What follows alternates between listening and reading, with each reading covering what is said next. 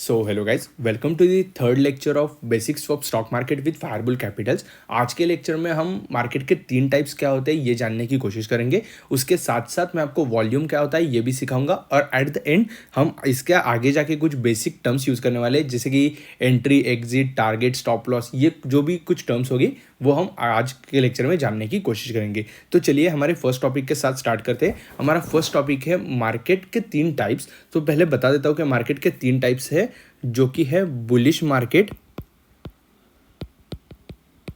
दूसरा होता है बियरिश मार्केट, तीसरा है साइडवेज मार्केट। तो चलिए, ये 3 जो मार्केट के टाइप्स है वो कौन से बेसिस पे होते हैं, कैसे होते हैं, ये आज हम जानने की कोशिश करेंगे। पर ये जानने से पहले सबसे पहले मैं आपको एक कंसेप्ट सिखाना चाहूँगा, जो कि है डिमांड एंड सप्लाई। चलिए, तो डिमांड क्या होता है ये देख लेते हैं पहले।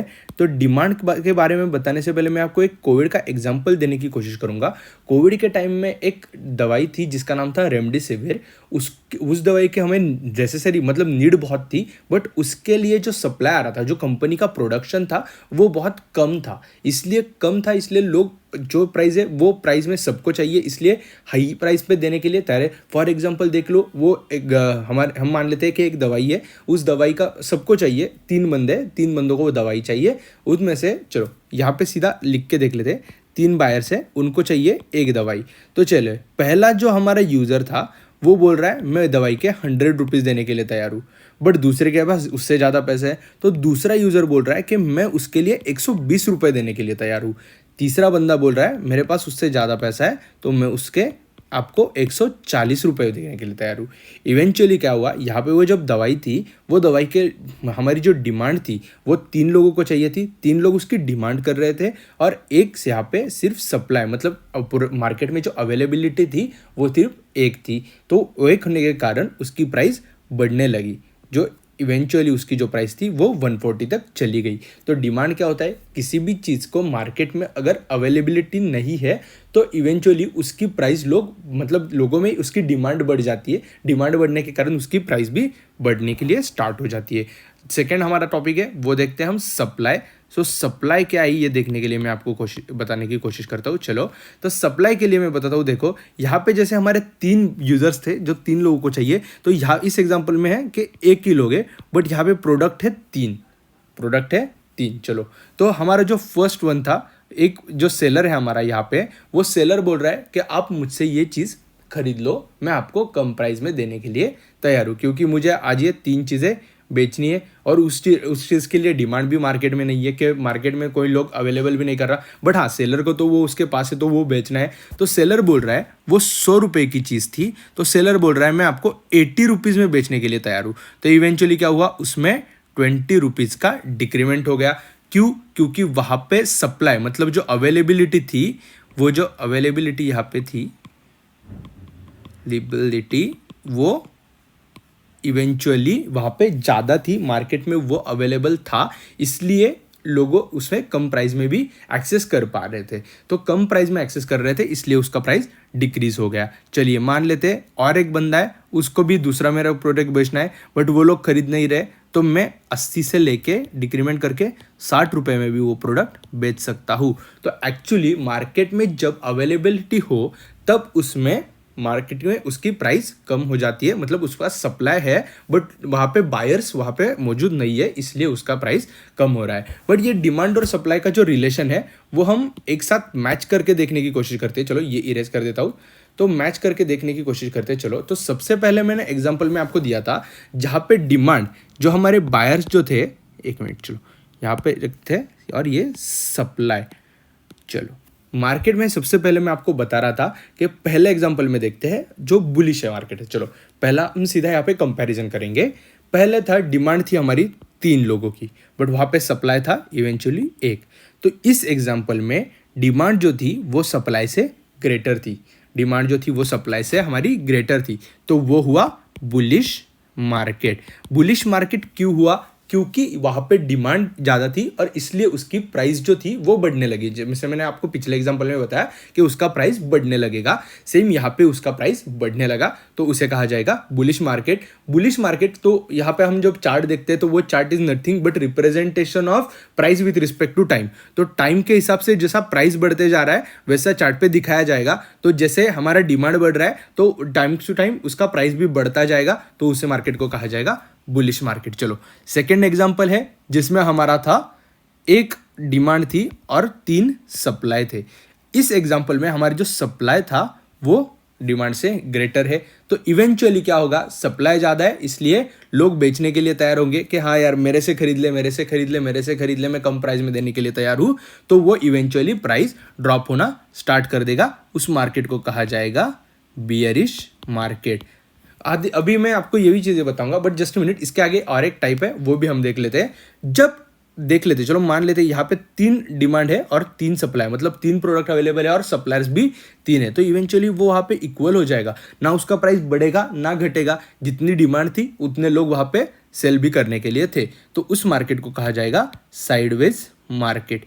यहाँ पे मान लेते चलो एक भी हो या फिर एक भी, मतलब एक डिमांड हो या एक सप्लाई हो, इक्वल हो रहा है, इवेंचुअली उसका साइडवेज रिलेशन होगा, मतलब उसकी प्राइस नहीं बढ़ेगी। अभी सबसे पहले ये बताने से पहले मैं आपको बता देता हूँ कि ये बुलिश नाम क्यों आया।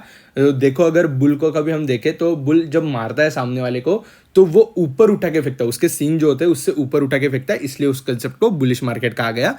बियर जो होता है, जो उसकी शिकार को जब मारता है तो वो नीचे दबा के मारता है, तो इसलिए उसे कहा जाता है नीचे जाने वाले मार्केट को बियरिश मार्केट। और जो मार्केट एक ही रेंज में है, ना उसकी प्राइस बढ़ रही है ना फिर कम हो रही है, उस मार्केट को कहा जाएगा साइडवेज मार्केट। चलिए, तो ये कंसेप्ट तो हमारी क्लियर हो गई।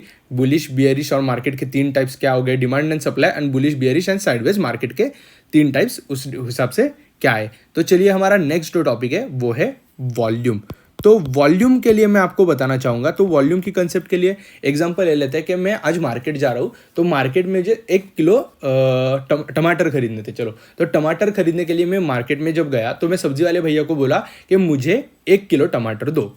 उन्होंने टमाटर मुझे 1 किलो वहाँ से उठाए और मुझे 1 किलो टमाटर दे दिया। मैंने उनको उसके पैसे दे दिए। तो इसमें क्या हुआ, मैंने टमाटर वाले भाई से जो किया था वो ट्रेड था, उन्होंने वहाँ पे सेल किया, इसलिए मैं यहाँ खरीद पाया। अगर वो सेल नहीं करते तो मैं खरीद नहीं पाता। मैंने आपको फर्स्ट लेक्चर में बताया था कि ट्रेड क्या होता है, बायर्स और सेलर इनके बीच में जो एक्टिविटी हुई है उसे कहा जाएगा ट्रेड। एक ट्रेड में कितने शेयर्स ट्रेड हो रहे हैं उसको कहा जाएगा वॉल्यूम। तो देख लेते हैं, हमारे एग्जाम्पल पे आ जाते हैं। जब मैंने टमाटर वाले हमारे सब्जी वाले भैया थे, उनको कहा कि मुझे 1 किलो टमाटर दो, तो उस एग्जाम्पल में 1 किलो जो हमारे टमाटर थे वो 1 किलो टमाटर हमारा वॉल्यूम था। उस ट्रेड में वो वॉल्यूम ट्रेड हुआ था। तो हम यूजुअली कैसे करते हैं कि सर्टन टाइम पीरियड में कितना वॉल्यूम ट्रेड हो रहा है ये देखने की कोशिश करते हैं। तो मैं आपको क्लियरली बताऊंगा, बट सबसे पहले आप ये कंसेप्ट याद रख लो, एक ट्रेड में जो भी मतलब क्वांटिटी ट्रेड हो रही है उसे कहा जाएगा वॉल्यूम। चलो, थोड़ा रिप्रेजेंट करने में थोड़ा सा, हाँ ठीक है, ये इतना इग्नोर करो, ये रिप्रेजेंट करने में मैं थोड़ा गलत हो रहा हूँ। बट यहाँ पे मान लेते हैं चलो कि एक बायर है, उसने 100, ठीक है, बायर, यहाँ पे सीधा हम चार्ट तैयार कर लेते, चलो, सेलर एंड वॉल्यूम। चलो, यहाँ पे किसी ने 100 शेयर बेचे, यहाँ पे 100 शेयर, इसलिए वो सामने वाला बंदा खरीद पाया। तो ये ट्रेड में टोटल कितना वॉल्यूम ट्रेड हुआ है, 100 शेयर्स का वॉल्यूम ट्रेड हुआ है।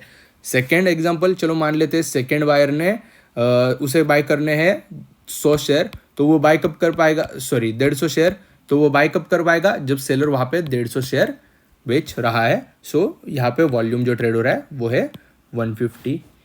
चलो मान लेते हैं थर्ड एग्जांपल में कि एक जो सेलर है वो बेच रहा है 50, बायर है जिसको 50 खरीदने, सेलर जब 50 यहाँ बेच रहा है तो उसने वो 50 खरीद लिए, तो इस ट्रेड में हुआ ओवरऑल 50 वॉल्यूम।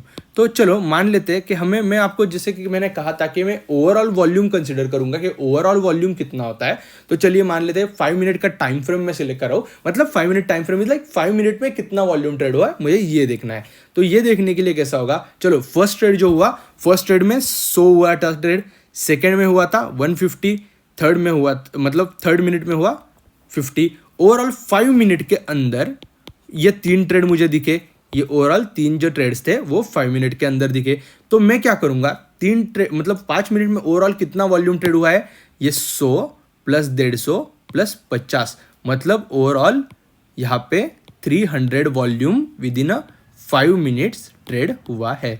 तो वॉल्यूम कंसेप्ट क्या था, एक ट्रेड में जितना क्वांटिटी मतलब बायर और सेलर के बीच में ट्रेड हो रहा है उसे कहा जाएगा वॉल्यूम। तो चलो वॉल्यूम की कंसेप्ट भी क्लियर हो गई। वॉल्यूम एक्चुअली इंडिकेटर है, तो वॉल्यूम इंडिकेटर हमें कहाँ काम में आता है तो मैं आपको आगे जाके बताऊंगा, बट वॉल्यूम कहाँ पे काम में आता है ये तो सबसे पहले जान लो।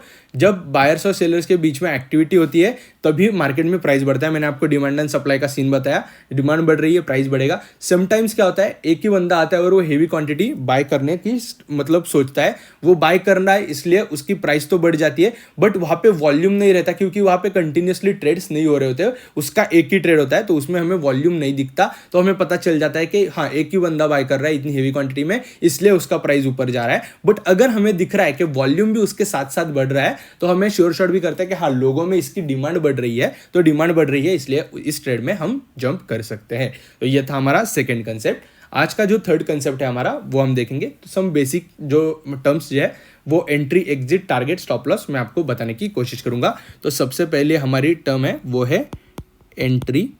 सो एंट्री क्या होती है, जहां पे आप अपना ट्रेड स्टार्ट करते हो, मतलब या फिर आप बाय कर रहे हो या फिर स्टार्ट कर रहे हो, मतलब सेल कर रहे हो, जो भी पहले कर रहे हो वो एक्टिविटी जो हमारी होंगी वो इसे कहा जाएगा एंट्री पॉइंट। तो एंट्री पॉइंट क्या है हमारा, चलो एक मिनट रुको। एंट्री और एग्जिट जानने से पहले हम और एक टॉपिक पहले देख लेते हैं, वो है लॉन्ग बाइंग और शॉर्ट सेलिंग। तो चलो लॉन्ग बाइंग मैं बता देता हूँ आपको क्या क्या होता है पहले, और बाद में वो बेसिक टर्म्स देखेंगे आप। चलो लॉन्ग बाइंग मतलब पहले बाय करना फिर सेल करना। पहले बाय करना, फर्स्ट बाय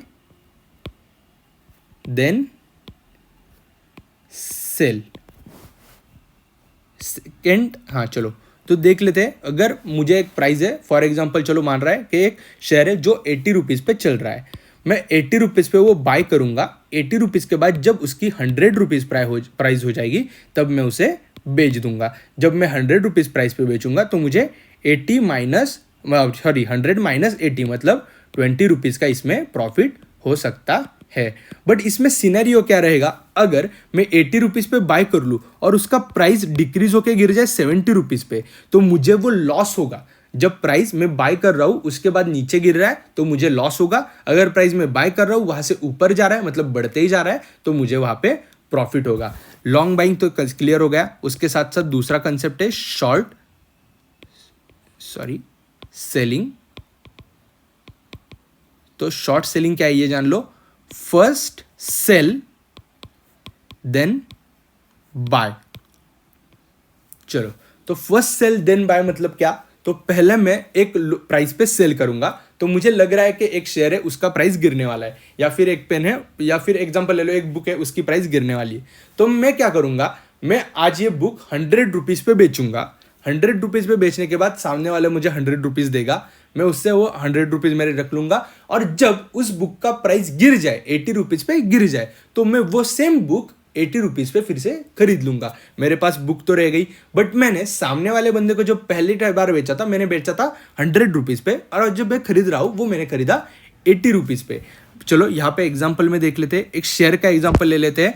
शेयर था एक, चलो मान लेते हैं 100 रुपये का शेयर था मेरा।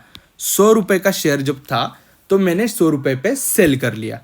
तो 100 रुपये पे सेल करने के बाद उसका प्राइस हो गया 80 रुपीज़। चलो 80 रुपीज़ पे आने के बाद मैं वो शेयर बाय कर लूँगा। तो इवेंचुअली क्या होगा, मैंने हाई प्राइस पे बेचा है और लो प्राइस पे मतलब मैं फिर से बाय कर रहा हूँ, तो मेरा शेयर तो मेरे पास मतलब मेरा पोजीशन तो बाहर वहाँ से हो जाएगा, बट मैंने एक हाई प्राइस पे बेचा है और लो प्राइस पे खरीद रहा हूँ, इसलिए उनका जो बिटवीन डिफरेंस होगा वो मुझे 20 रुपीज़ यहाँ पे प्रॉफिट में दिखेगा।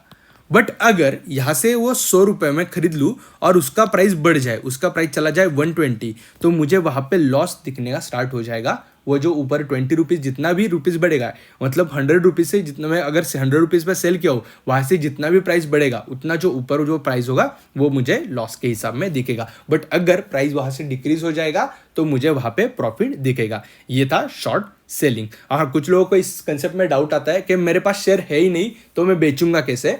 तो आपके पास नहीं होता फिर भी आपके ब्रोकर के पास होता है। अगर आप उनको कहोगे कि ये शेयर मेरे लिए बेच दो तो वो आपके लिए वो शेयर सेम बेच देते हैं और आप फिर से बाय कर लेते हो। इसके लिए मैं फिर से लॉन्ग बाइंग और शॉर्ट सेलिंग की कंसेप्ट एक बार रिवाइज करते हुए देखता हूँ। देखो, मेरे पास था 0 शेयर, चलो मैं न्यूट्रल हूँ अभी जगह पे। लॉन्ग बाइंग की कंसेप्ट के लो, मैंने 1 शेयर खरीदा तो मेरे पास पहले थे 0 शेयर्स। मैंने बाय करने के बाद मेरे पास आया 1 शेयर।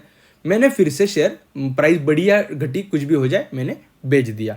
मैंने बेचने के बाद मेरे पास फिर से हो गए 0 शेयर। चलो, तो पहले जब मैं अगर 1 शेयर में खरीदा और उसके बाद मैं बेचते समय उसका प्राइस बढ़ गया तो मुझे लॉन्ग बाइंग में होगा प्रॉफिट, और अगर उसका प्राइस घट गया तो मुझे लॉन्ग बाइंग में होगा loss.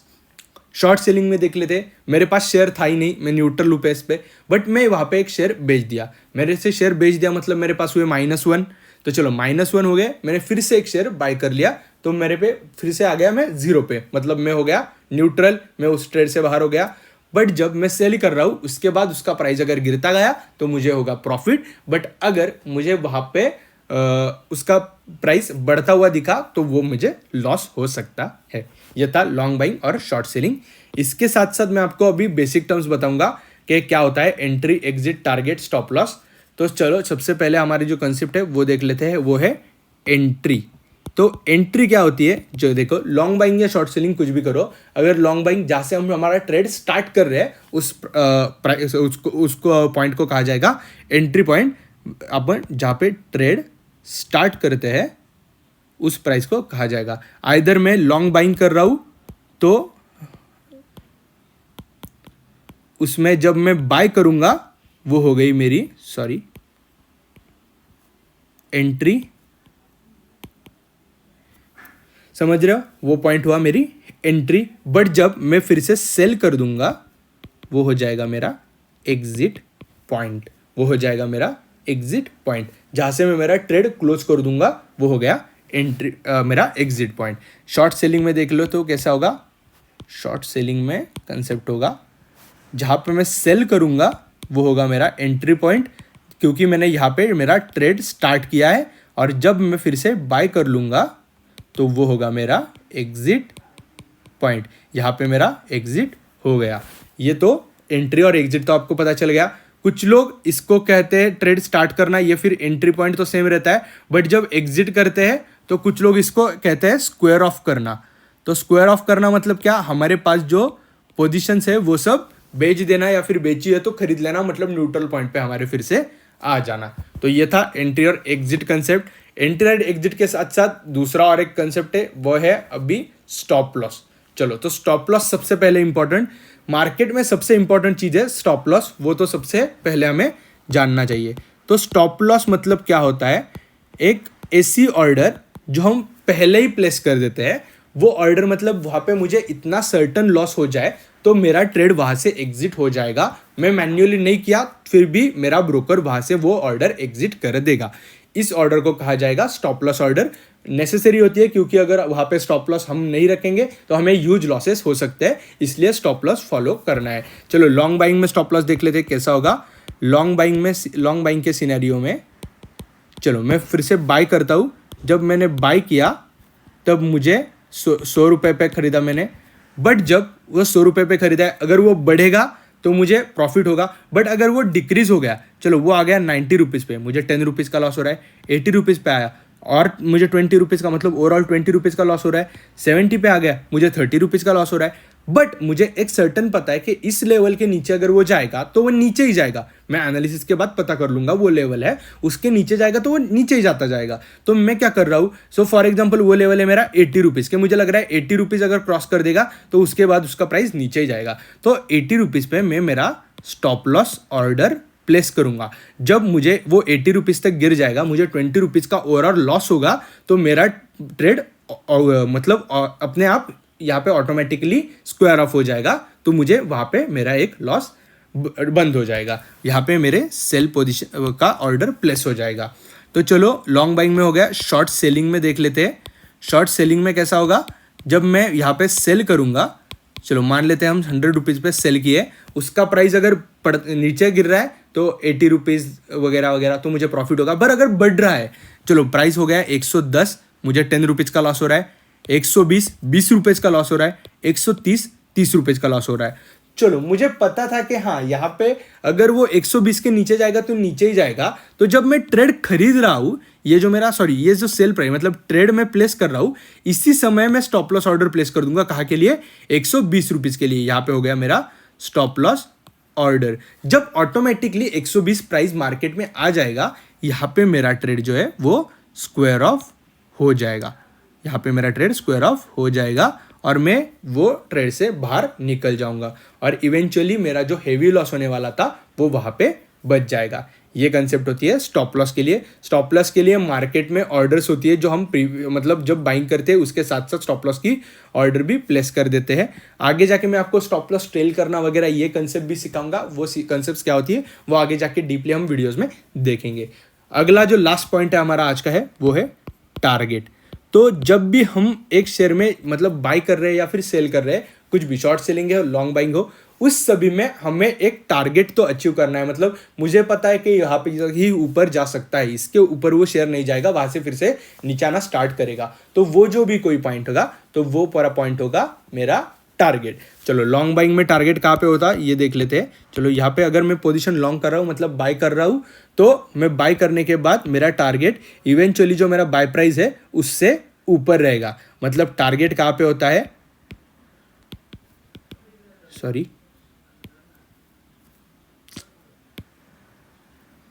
Target will be above the buy price. और मेरा शॉर्ट सेलिंग में जो भी टारगेट होगा वो कहाँ पे होगा, शॉर्ट में अगर मैं फर्स्ट सेल कर रहा हूं तो target will be below the buy price. मतलब जो भी मेरी बाय प्राइस है उससे नीचे होगा मेरा टारगेट। चलो मान लेते हैं एक शेयर है जो मुझे लगता है कि 100 रुपये में मैं अगर बाय करूंगा तो 150 रुपये तक वो ऊपर जा सकता है। तो यहाँ पे हो गया 100 रुपये पे बाय करना। तो बाय करने के बाद मुझे लग रहा है कि 150 रुपये तक वो ऊपर जा सकता है। तो ये जो 150 रुपये है वो हुआ मेरा टारगेट। शॉर्ट सेलिंग में एक शेयर है, मैं जो 100 रुपये पे मैंने बेच दिया है, मुझे लग रहा है वो 50 रुपीज़ तक नीचे जा सकता है। तो वो जो 50 रुपीज़ होगी वो होगा मेरा टारगेट। तो समझ रहा है, जब यहाँ पे हम मार्केट में आते हैं तो entry exit target and stop loss ये जानना सबसे मतलब इंपॉर्टेंट होता है। जो डिसिप्लिन के साथ ये सब फॉलो करता है वो इवेंचुअली प्रॉफिटेबल रह सकता है। तो आशा करता हूँ मैंने आज के लेक्चर में जो कुछ भी सिखाया वो आपको समझ में आया हो। अगर आपको आज के लेक्चर में कुछ डाउट्स वगैरह है तो आप वो कमेंट सेक्शन में पूछ सकते हैं, मैं वो सॉल्व करने की आपकी ज़रूर कोशिश करूँगा। अगले वीडियो में वो सब डाउट्स में क्लियर करने की एक कोशिश करूँगा।